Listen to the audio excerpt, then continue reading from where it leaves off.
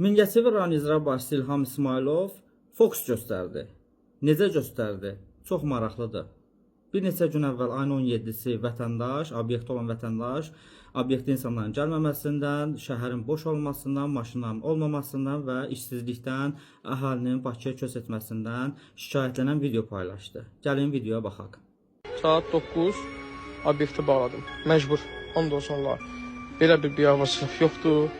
Bugün ayın 17-si aprel, bir illicini yoxdur. Şəhərdə, Mingəçevir şəhəri, bax Bakını sonra deyirsiz ki, Bakı belə Bakı, millət Bakı yaxınlaşır. Bax, yol var. Magistral Heydər Əliyev prospektidir bura. Heydər Əliyev prospektində bir dənə maşın, bir dənə vita keçir. Nə yaxşı Allah. Bax görürsünüz. Yəni yol da boş deyib. Məsələ budur ki, maşın da keçmir. Nə haqq hesabdırsa bilmirəm.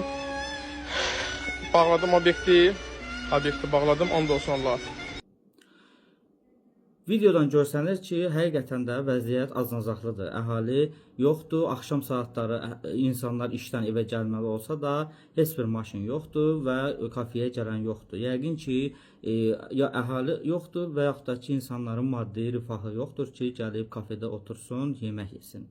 Daha sonra İlham İsmailov necə bir fokus göstərdi ki, belə bir ikinci video ortaya çıxdı. Həmin videoda icra başçısının gördüyü işlərdən bəhs edir. Gəlin o videoda baxaq.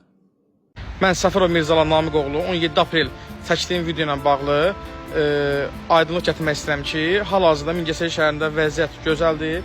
Çəkdiyim video sırf mənim bu obyektimlə bağlı idi ki, obyektimdə vəziyyət pisdir. Amma ümumi Mingəçevir şəhərinin iqtisadiyyatı, bugünkü maşınlar hər tərəf görürsünüz.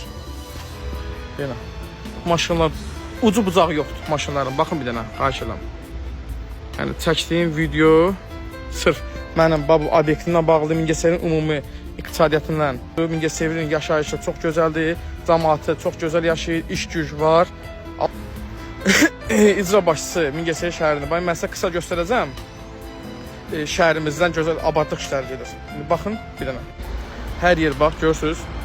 Bax, şəhər cəmaat qaynayır. İnşallah bax görürsünüz. Hər yer yaşıllıq. Vəziyyət yaxşıdır inşallah. Əslində Qlobal Infoya açıqlama verən Mingəçevir rayon deputatı Adil Mirzazadə hər şeyi çılpaqlığı ilə göstərir. O bildirir ki, 20-dən çox zavod olub, SSR dövründə ondan çox bazalar, avtonəqliyyat, tikinti idarələri falan olubdur. SSR dağıldıqdan sonra bunlar yəni fəaliyyət göstərməyib. Əhaliyə iş yerləri lazımdır. Yoxsa ikinci video çəkdirib hər şeyin yaxşı olmasını göstərən video ehtiyac deyil. Bakıda əhalinin sayı sürətlə artır. Əsasən də rayondan gələn insanlar